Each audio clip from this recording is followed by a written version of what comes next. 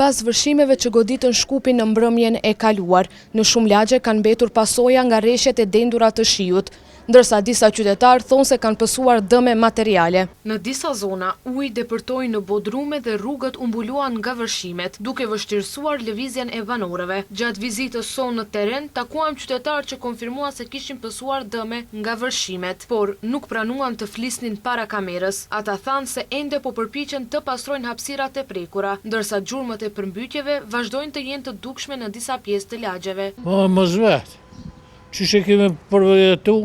Po këtë të në poplava konë, ju kanë hi në për gjenve uje, në banesa, në pëdruma, i ka mosh pëdrumat. Jo, shka pështu.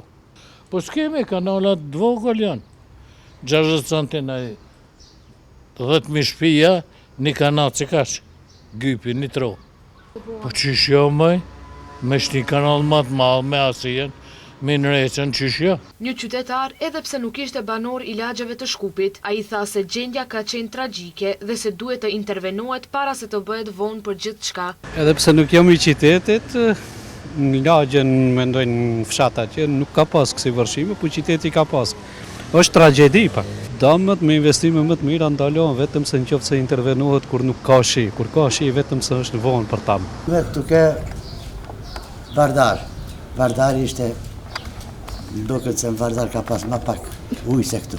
Jo, shpia jeme s'ka shtu po kam shtu që këtu të poshtet. Po kur do shteti kejta i ba, po punohet kur gjosha. Pavarësisht se situata është qetësuar, pasojat e vërshimeve mbeten ende të dukshme në disa pjesë të Shkupit.